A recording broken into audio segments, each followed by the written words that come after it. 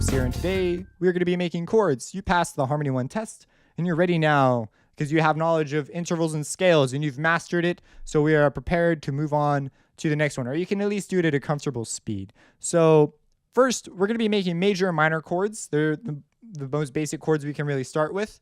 But what is a chord? What is that? So a chord is so let's say we have one note. What is that, right? Well, that's just a unison. It's just a note. When we put down two notes, this is called a harmony. So two notes moving around at the same time, and there's a whole bunch of rules that we could obey and actually get into something called counterpoint. There's a bunch of things you can do with just two notes. It's pretty awesome. But we are going to be learning about three notes and above. That is a chord. So that's pretty cool. So we go just a unison, and then we go to a harmony, and then a chord. And now if we play all the notes at the same time, then this is just a harmonic chord. It's all played at the same time. But if we break them up over time, so these three notes together form this same chord here. They're the same notes, but they're only played one at a time. This is called a broken chord. And there's a whole bunch of ways we can break up chords, and there's a bunch of nifty tools, but I'd rather do more compositional exercises. So maybe you'll accidentally use one once or twice, and then we'll talk about what that actually is, because then you're way more likely to remember it, and that's also detail work, so we're not going to dive into it now. So we have broken chords, and we have harmonic chords. You're going to see it like this most often. A chord actually has a name according to the number of notes that are in it until you get past like some crazy amount, and then you just call it a chord. Right now, with three notes, we're going to be making triads, and we're going to be focusing on triads for a while and building triads, getting really comfortable with triads, because if you can make triads really good, which are based on intervals, if you can make triads really good, you can easily expand to more notes in your chord, and you'll be able to recognize relationships and actually use more complicated chords in your work. So that's what a chord is. How do I make a chord, and what's major and minor chords? Well, a major and minor is referring to the quality. You can have major chords, minor chords, augmented chords, diminished chords. There's a whole bunch of different kinds of chords. Those are the four fundamental types of chords. But there are others, and we are going to be making these for now because these are the easiest. And so we say, hey, I've seen this term major before and minor. I've seen those in scales. And so there's actually a direct relationship going on here. But let's go ahead and talk about how to make them using intervals, because it's more basic. So let's say that I ask you, build me a C major chord. You might be going, what the heck is that? Well, I'll give you a recipe to build one. And there's actually three recipes here. Okay, there's three ways of doing it. You have interval-based. There's two interval-based ways, so we can use our intervals to do it. Generally, this is slower, but unless you're wicked fast at intervals, because the information is not chunked together. You sort of see each piece of a chord. So it's useful for taking a chord apart or building a chord, but it's a slower method. The fastest way is you play an instrument. So you play like the piano or the guitar or something that allows you to make chords. You can build chords stupidly fast, and if you do the correct exercises on those instruments. And then finally, we have use a scale. This is much faster. And then you also have leveraging chords you already know that exist. So let's say I said build a C major chord. Here's the recipe. The recipe is whatever note you're given, the first note, you need to add a perfect fifth and a major third for a major chord. Or if you want a minor chord, you just make the third minor. And so let's go ahead. Let's follow that formula. So we say here's C major. And so I say a perfect fifth from C major is G. So I put that down. And then I say, okay, so this is a perfect fifth. And then it says add a third. So when I go add a third, and bang, there it is, a C major chord. And so that is how we build a chord. Let's say they said, build a D major chord. So we say, okay, D major. So we need a perfect fifth. So we put down a D. What's a perfect fifth from D? We think, ooh, it's an A. So we put down an A. And then we say, what's a major third from D? So we always use D. D is the reference point. So this is C major. We could even, let's type that in there, right? C major. And when we're typing in letters and such, the, man, my throat. Major is implied. So we don't actually have to write anything next to this. Whenever you have just a capital letter, it's just implied that it's C. There's actually a huge number of variations. You could write C maj or C major like this, like C maj or C major, whatever. But it's like a lot more writing, so we just write capital letters. So now we come over here and we say, okay, we got our perfect fifth. What's a major third from D? And we say, oh, I know what that is. That is an F sharp. So we put our F sharp in there and then bang. And so we say, Control T. This is D major, and we don't have to write anything. So there you have it. So we built a fifth and a third. Let's build another one, right? Whoops. Let's select the rest and then enter note mode. So let's say they told us to build a major chord, right? Let's do it in the bass clef. So we say A major. So we put down A. And then we can build this the same way we build scales. If you notice, remember, in order for it to be a fifth, we've got to go 5 up. So there's 1, 2, 3, 4, 5. And we put down, whoops, my bad, 5.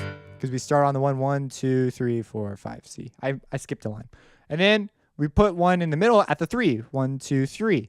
And then we can just check and say, well, in MIDI score, you can hear it. So we know that it's right. But we can check and say, is this from... I made a G major chord too. Oh my goodness. All right, this is a G major chord. And we can check it by going, is this a major third? We say from G to B is a major third, and from G to D is also a major third. Let's make an A major chord like I promised. And so we put down an A. And then you'll notice here that if we count up 3, we always do this every other pattern. And so we can, if you're writing in what's called root position, you can do this, and as long as whatever the name of the chord is, so if it's like this is an A chord, so an A's got to be the first note, right? Or this is a G chord, so this has to be, the G has to be the first note. So you can write out your first note and then just do this every other line or every other space deal. So let's say, for example, we put down like a D. We could just do every other line, or let's say that we put down here, we put down a C. So we do every other line. And then all we have to do is check the interval. So we say, is it a perfect fifth? So C to G and E, and we go, yes. So this is a C major chord. Over here, we have D to F. That's a minor third, right? So to make it major, we raise it a half step. It must be a third still, so it's got to be there. So that's a way you can make chords really easily and effectively. If we go over to our A, we say A, and then we have C. Well, that's got to be a sharp, right? Because that's a minor third, A to C natural. So we make it sharp. And then E to A is a perfect fifth. So we're done. Now, we might also, now that's major chords, right? What about minor chords? Well, to make a minor chord, you do the same thing, only now it's a note plus a minor third plus a perfect fifth. So instead we are using major thirds, now we use minor thirds. So we say, let's make this C major chord minor. Well, this C to E is a major third, so we lower it a half step, and now it's still a third, and now it's flat. So this is a minor chord. They sound like this. Whoa, just a sec. Okay, they sound like this. And then that's a major chord. Let's make this minor, right? So we go to the third, and we make sure that D to F natural is indeed a minor third. So now it is a minor chord. So it's really that easy. Let's go over to our next method. So instead of viewing it as a fifth and a third, we could view it as a third and a third. Because if we look, we say, hey, here's a third, and then here's another third. And so we say, this is a minor chord, and this is a minor third. And if we look at this F to this A, F to A is a major third. So these are a major third. This from this F to this D, or my bad, going up from this F to this D, it's a minor third. So it's not really my bad. It's the same thing. So we have a minor third plus a major third forms a minor chord. So minor chords is equal to a minor third plus a major third. A major chord is equal to a major third. First, the major third comes first this time, plus a minor third.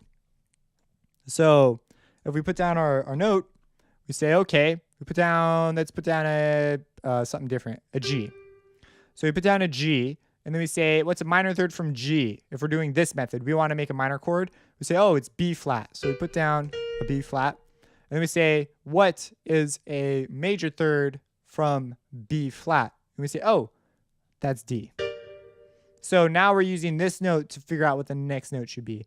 And we've just made a minor chord.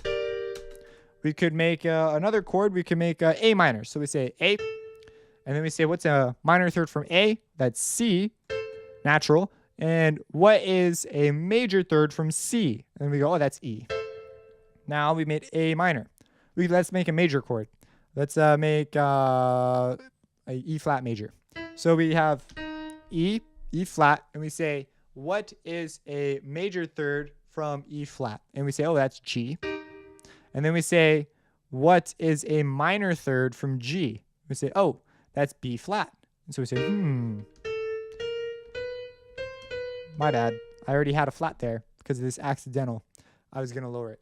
So, okay, cool. That's what's going on there. So let me notate the flat for you so we can see it. So there you have it. We are now making major and minor chords using stacked thirds. Now I can hear the question coming. They always look like this. Can we spread these notes around? Could I put this like an octave up? And you could. That's called voicing the chord. That's a advanced topic. Right now we're gonna do everything like as shown here.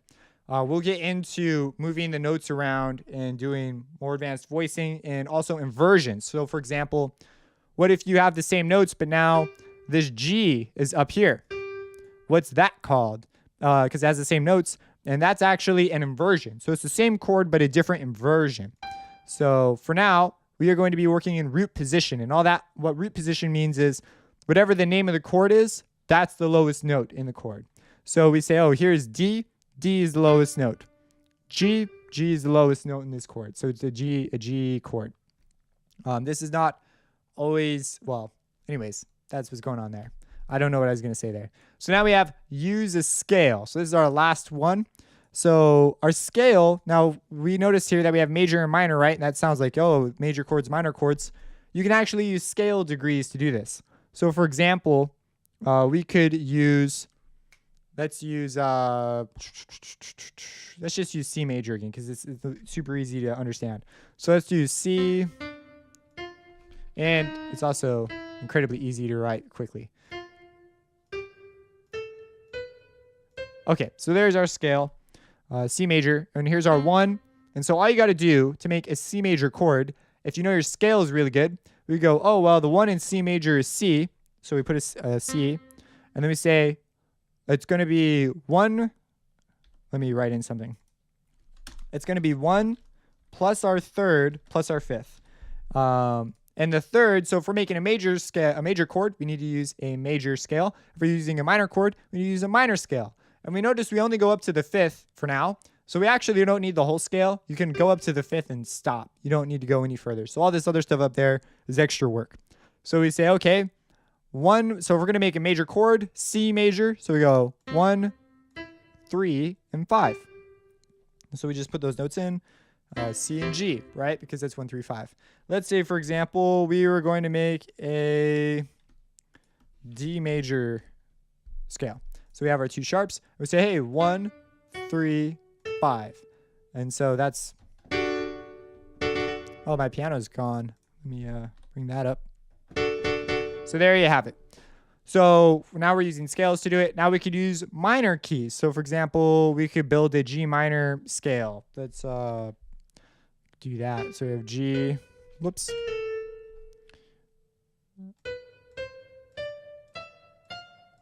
No, go through here.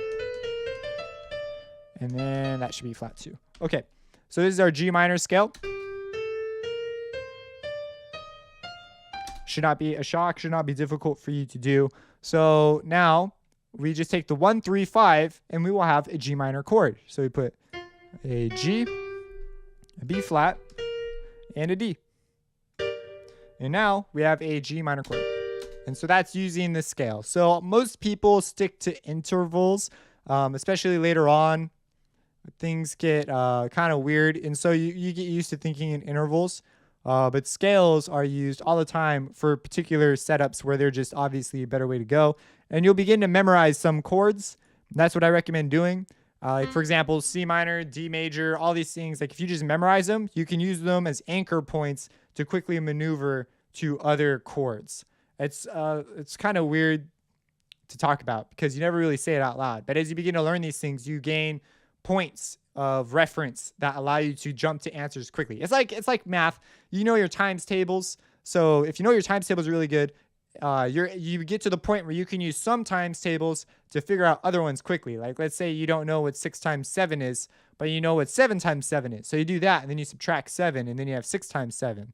And so that's a lot faster than you going and looking it up if you don't know what it is or adding 7 a whole bunch of times, 6 times. So it's sort of like that. You gain these abilities to do things, sort of quirky things in your head that just make you quicker. Like I think of a piano keyboard, it's like in front of me, and it's like as if I am playing it. And so that is hugely enhances my ability to do a lot of these things.